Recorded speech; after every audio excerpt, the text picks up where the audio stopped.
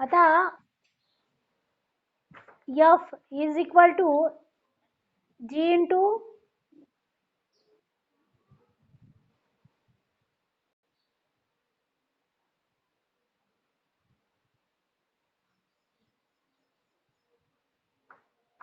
F is equal to G into M1 M2 by D square. मग आपण बघितलं की जर हे जर distance D is equal to 2 असेल तर 500 उत्तर येत असेल तर D ची किंमत 4 केली तर उत्तर 125 आलं. म्हणजे 125 गुणिले 4 म्हणजे किती झालं 500. म्हणजे जर तुम्ही डिस्टन्स दुप्पट केलं, जर तुम्ही डिस्टन्स डबल्ड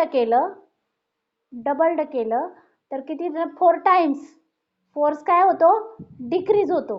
काय होतो डिक्रीजिंग. 4 टाइम फोर्स काय होतो डिक्रीजिंग होतो. म्हणजे याचाच अर्थ की F is equal to G into M1 M2 by D square. Gravitational force जो आहे इथे दिलाय त्यांनी M1 M2 ह्या दोन बॉडीज आहेत, ही आणि ही M1 M2 बॉडी आहे. त्याच्यामध्ये फोर्स अप्लाय झाला आहे F आणि डिस्टन्स D दिलेलं आहे आणि मग त्याच्यावरून आपल्याला ह्याचं उत्तर काढता येईल. जसं आपण सर आयझॅक न्यूटन बद्दल माहिती दिलेली पेज नंबर 2 वर, त्याचप्रमाणे पेज नंबर 4 वर केपलर जॉन्सन केपलर बद्दल माहिती दिलेली आहे आणि जर्मन ॲस्ट्रॉनॉमर आहेत, हे मॅथमॅटिशियन्स पण आहे आणि ह्यांनी जे काही काम केलं त्याच्याबद्दल ह्याच्यामध्ये माहिती दिलेली आहे. खाली एक तुम्हाला यूज युअर ब्रेन पॉवर दिलाय. Show that in SI unit the unit of G in newtons metre square kg -2 the value of G was first experimentally measured by हर्नी Cavendish. In SI unit, its value is 6.673 into 10 raised to -11 Newton meter square kg -2. इथं तुम्हाला अशी माहिती दिलेली आहे, तुम्ही ती लक्षात ठेवायची आहे. तुमच्या डोकं चालवून त्यांनी इथे डोकं चालवा म्हणून अशी थोडीशी माहिती दिली, ती पण बघा. तुमचं जे बुक आहे ते 3 डायमेन्शनल आकृत्यांनी भरपूर भरलेलं आहे आणि तुम्ही जर त्याच्याकडे नीट लक्षपूर्वक जर तुम्ही सगळं केलं तर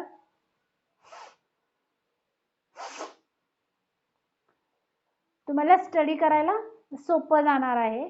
ओके.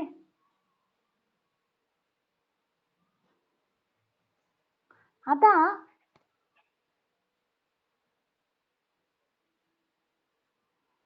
इथे स्क्रीनवर आपल्याला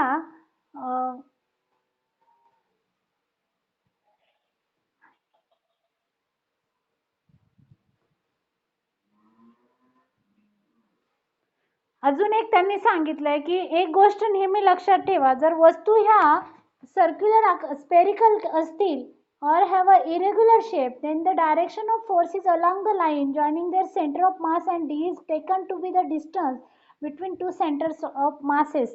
That is, जर वस्तू गोल वा नियमित आकाराच्या नसतील तर बल त्याच्या वस्तुमान केंद्रांना सेंटर ऑफ मासला जोडणाऱ्या रेषाखंडाच्या दिशेत असेल आणि D साठी त्या रेषाखंडाची लांबी घेतली जात असते. आता आपल्याला पुढे बघायचं आहे.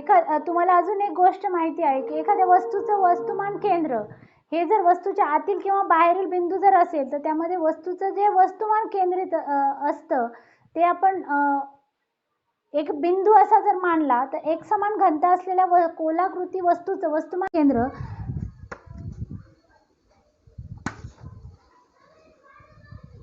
गोलाचे भूमितीय केंद्र असते आणि कोणत्याही समान घनता असलेल्या वस्तूचे वस्तुमान केंद्र त्याच्या मध्यवर्ती बिंदूवर सेंट्रॉइड असते.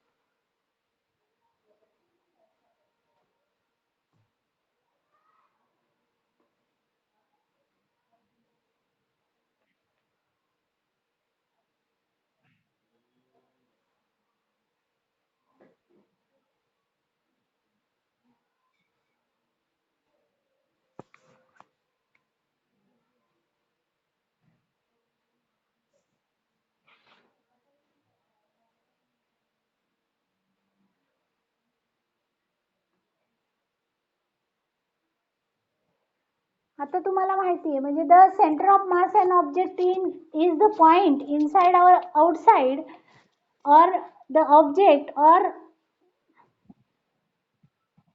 at which the total mass of the object can be assumed to be the concentrated. The center of mass of the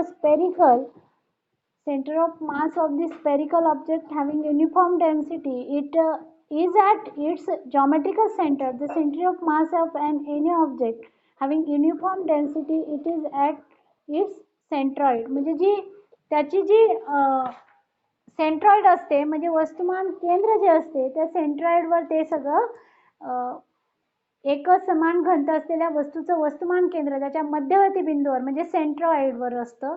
कोणतीही वस्तू जी असेल, तुम्ही आहात, तुमचा सेंट्रॉइड असेल कुठेतरी, कुठे आहे तुमच्या बॉडीचा सेंट्रॉइड माहिती आहे का तुम्हाला? सायन्स 2 मध्ये शिकलेले आहे तुम्ही. कुठे आहे तुमच्या बॉडीचा सेंट्रॉइड माहिती आहे का नाही? Hello, everybody listening to me? आवाज येतोय का? आदित्य आवाज येतो का? प्रांजल आवाज येतच नाही अजिबात. येतो का आता? आता येतोय का? मग मला हे सांगा की तुमच्या बॉडीचं सेंट्रॉइड कुठे आहे? तुमच्या बाजू बॉडीचा मध्य कुठे आहे?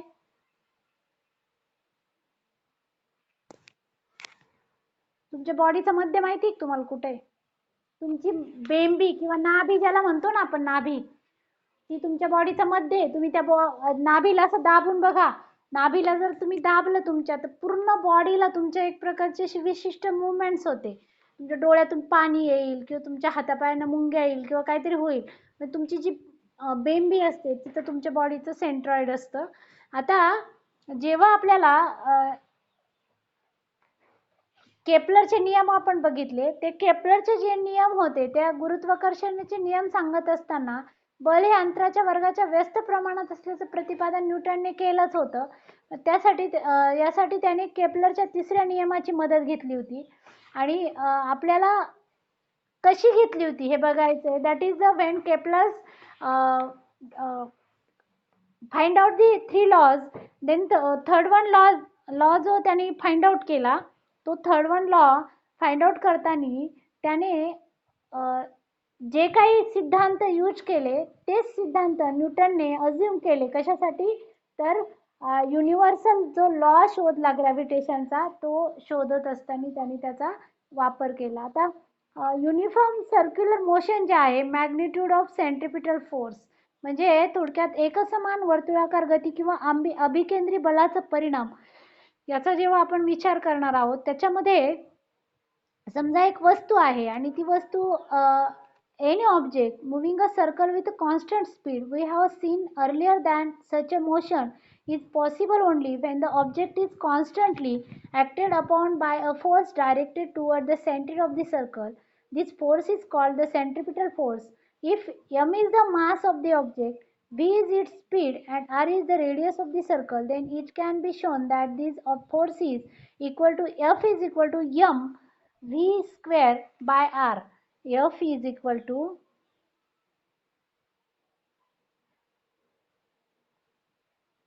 mv square by R. आता इथे F म्हणजे काय आहे? तर F म्हणजे काय आहे? फोर्स आहे. देन M मीन्स काय आहे? तर M म्हणजे mass of any object, that is कोणत्याही वस्तूचं किंवा एखादी ग्रह आहे त्या ग्रहाचं M म्हणजे प्लॅनेटचं मास आहे. Then V it's speed, V is its speed म्हणजे त्याचं जे चाल आहे ग्रहाची, तिला V असं म्हटलंय. आणि R ही ग्रहाची वर्तुळाकार कक्षेची त्रिज्या, that means R is the it's distance from the sun. आणि V अजून काय राहिलं? T. T म्हणजे काय आहे? तर T इज अ टाइम, म्हणजे कशासाठी? तर ते जे काही ते रिव्हॉल्विंग झालं त्याच्यासाठी जो आवर्त काल आहे त्याला T असं म्हटलं जाईल. आता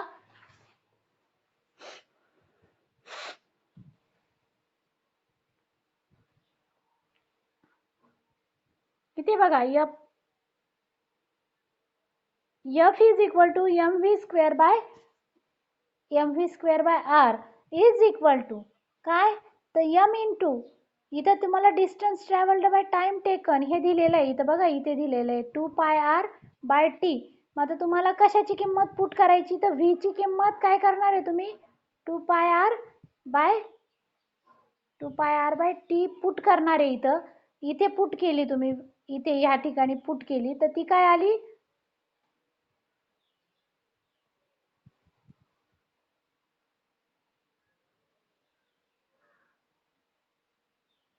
इथे एम व्ही स्क्वेअर, इथे व्हीच्या जागेवर बघा इथं किंमत पुट केली, ही काय किंमत ठेवली, 2πr by T bracket square by R. Okay, F is equal to काय झालं मग, हा एम इंटू 2πr स्क्वेअर, आता 2चा स्क्वेअर 4 इंटू पायचा स्क्वेअर पाय स्क्वेअर, आणि आर म्हणजे आर स्क्वेअर, आणि divide by T by R आहे. पुन्हा इथं आर स्क्वेअर झाला याचा, हा आर स्क्वेअर रेश टू 2 असल्यामुळे आर स्क्वेअर झाला बाय, आता इथे खाली ऑलरेडी काय होता, आर आर आर क्यूब होत सॉरी आर होता,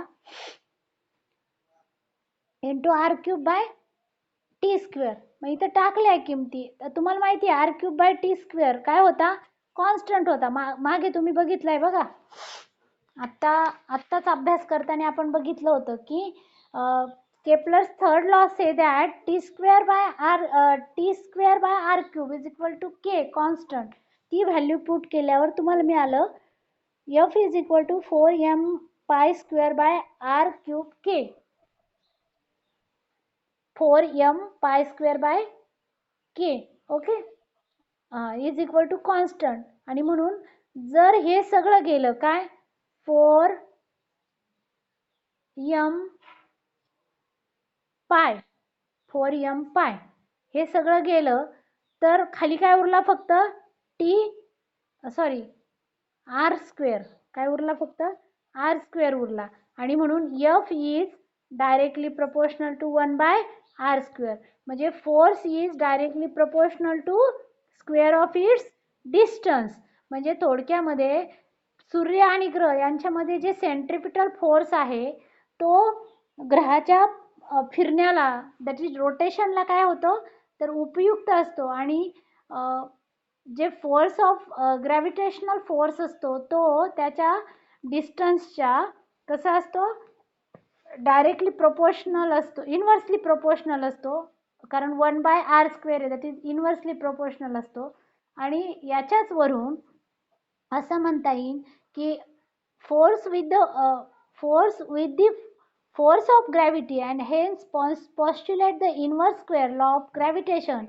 The gravitational force must weaker than other forces in nature, but it control the universe and decide the future. This is possible because of hug masses of planets, stars and other constituents of the universe. आणि म्हणजेच थोडक्यात निसर्गामध्ये जे बल आहेत त्या सगळ्या बलांच्या तुलनेने गुरुत्वाकर्षण बल हे अत्यंत क्षीण असलं तरी सुद्धा सगळ्या विश्वाचं नियंत्रण तो करतो आणि विश्वाचं भवितव्य निश्चित करतो. कारण ग्रह, तारे, विश्व व इतर घटक यांच्या प्रचंड वस्तुमानामुळे हे सगळं शक्य आहे. म्हणजे हे जर नीट बघितलं तर तुमच्या लक्षात येईल की पृथ्वीचं जे बल आहे, समजा ही पृथ्वी आहे, या पृथ्वीचं बल ह्या पृथ्वीच्या सेंटरला आहे, आपण कुठे राहतोय, या पृथ्वीवर राहतोय असं.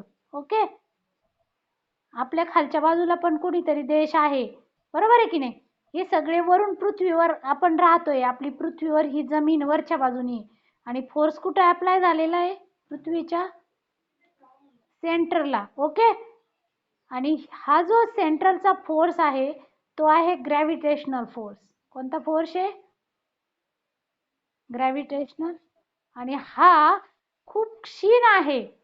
कसा आहे, क्षीण आहे, परंतु सगळी पृथ्वी, पूर्ण विश्व नियंत्रण करण्याचं काम कोण करतो, हा ग्रॅव्हिटेशनल फोर्स करतो. बरोबर आहे की नाही. कारण काय, तर जे ग्रह, तारे, विश्व आहे, म्हणजे थोडक्यात युनिवर्समध्ये जे masses of planets, stars and other constituents of the universe, they are help to do this. Okay, म्हणजे is there a gravitational force between two objects kept on table or between two and your friends sitting next to you? If yes, why don't the two move toward each other? तुम्ही तुमच्या मित्राच्या शेजारी बसता आणि तुम्ही एकमेकांकडे जर आपोआप सरकले जाता का? तुम्ही समजा बेंचवर बसलेले, तुम्ही आपोआप नाही सरकत, तुम्ही काय करता? सरकून घेता स्वतःला. मॅडम बाहेर गेल्या, चला चला सरकून घ्या, बरोबर आहे की नाही? असं तुम्ही सरकता आणि एकमेकाच्या जवळ जाता. पण तुम्हाला असं कोणी शक्ती आहे का एखादी की ती तुम्हाला सरकवते, तुम्हाला त्यांच्याकडं हे करते? असं नाही होऊ शकत. कोणतीही शक्ती अशा प्रकारे कार्य करत नाही. एक्झाम्पल बघायचे आहेत आपल्याला.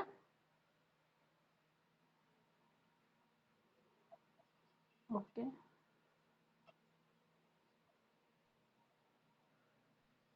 आता एक एक्झाम्पल येतं बघा.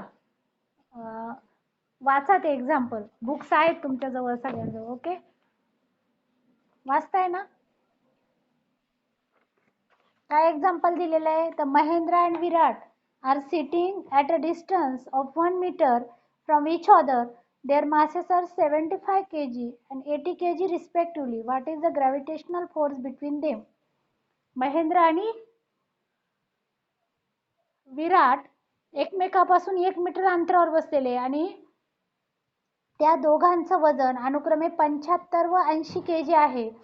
तर दोघांमधलं गुरुत्वीय बल किती आहे, असा प्रश्न विचारलाय. ओके, आता तो आपल्याला शोधायचा आहे. तर तुम्हाला गिवन काय काय आहे या ठिकाणी? गिवन काय आहे? समजा आपण इथं गिवन लिहू. ओके, तुम्ही पण लिहायला सुरुवात केली तरी चालेल. गिवन दिलेलं आहे आपल्याला. काय काय गिवन आहे?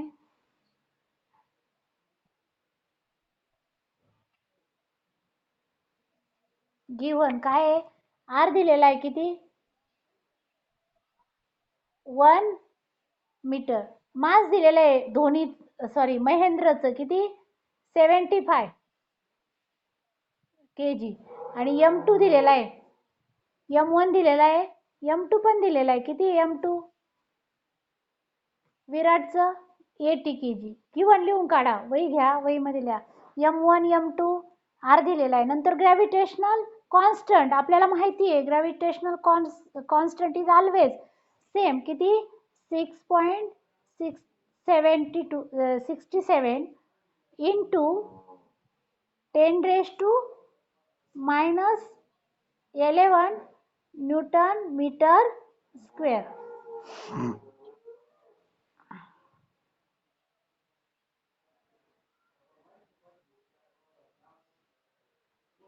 झालं?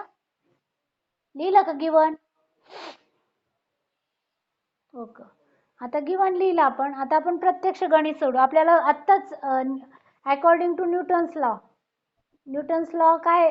Newton's law according to Newton's law काय सूत्र होतं? F is equal to G M1 M2 by R square. Okay, लिहा सूत्र लिहा. F is equal to G M1 M2 by R square. लिहिलं?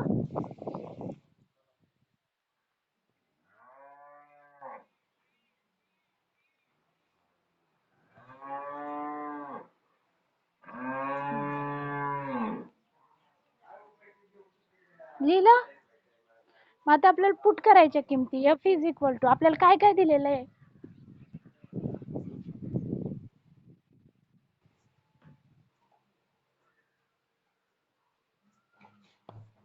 दिलेल्या किमती टाकू ना. F इज इक्वल टू काय?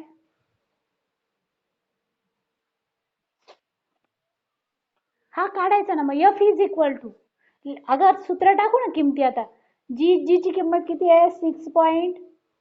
6.67 इंटू 10⁻⁻11. ओके, इंटू किती? M1 किती आहे?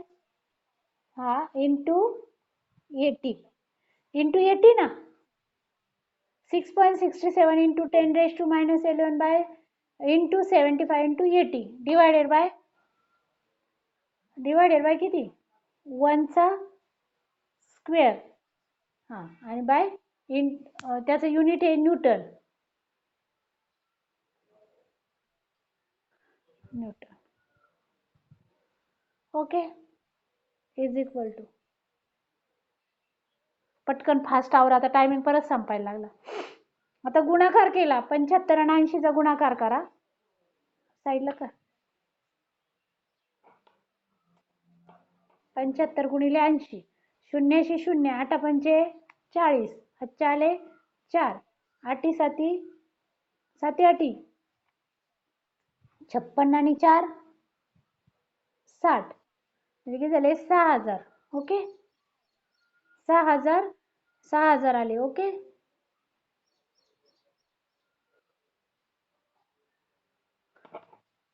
मग आता किती किती किती आले?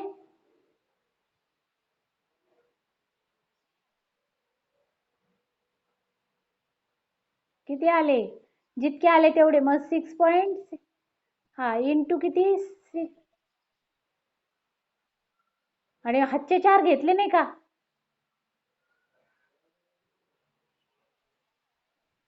हा बरं, 6000 म्हणजे किती?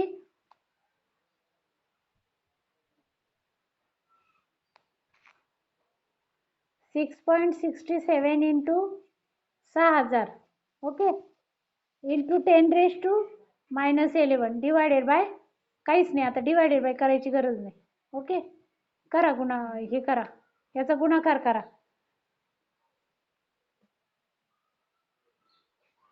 6.67 इंटू एवढाच गुणाकार. 6.67 इंटू 6 करा, फक्त करा पटपट. किती आला?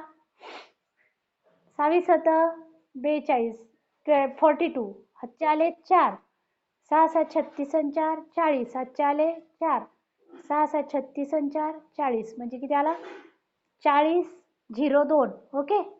आता ओके, म्हणजे 4002 इंटू 10 किती? -11. मग याच्यातले 2 शून्य काढून टाकले, इथले मायनस केले कमी, तर उत्तर किती आलेलं आहे बघा. लास्टला किती आलं होतं? 4002 इंटू 10 किती? -11. याचाच अर्थ इथं त्यांनी शेवट उत्तर किती दिलंय?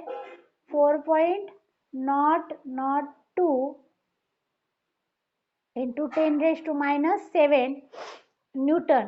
म्हणजे इथले जे 3 आहे ना, इथले ते हे डिजिट्स मायनस होते ना, मग तेवढे पॉईंट्स त्यांनी वाढून दिले आणि उत्तर आलं 4.002 into 10⁻7 Newton. Okay. The gravitational force between Mahendra and Virat is किती? 4.002 into 10⁻7 Newton. This is a very small force. If the force of friction between Mahendra and the bench on which he is sitting is zero, then he will start moving toward Virat under the action of this force. We can calculate his acceleration and velocity by using Newton's law of motion. Newton's law of motionचा जर use केला आणि जर त्या दोघांमधला तुम्ही जर acceleration शोधलं, तर त्या ॲक्सिलरेशन शोधल्यानंतर इथे पुढे एक्झाम्पल सोडवलेलं, एक्झाम्पल नंबर 2 बघा. हे एक्झाम्पल, त्याच्यामध्ये आता काय काय दिलेलं आहे इथे पुन्हा. आपण एफ शोधला आहे. आपण काय केलंय? एफ शोधलेलाच होता आणि A is equal to F by M. दोघांमधली आपल्याला ॲक्सिलरेशन शोधायचं आहे ना. मग आता A is equal to F by M.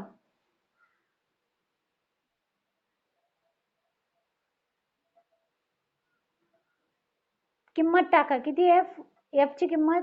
4.002 into 10⁻7 bye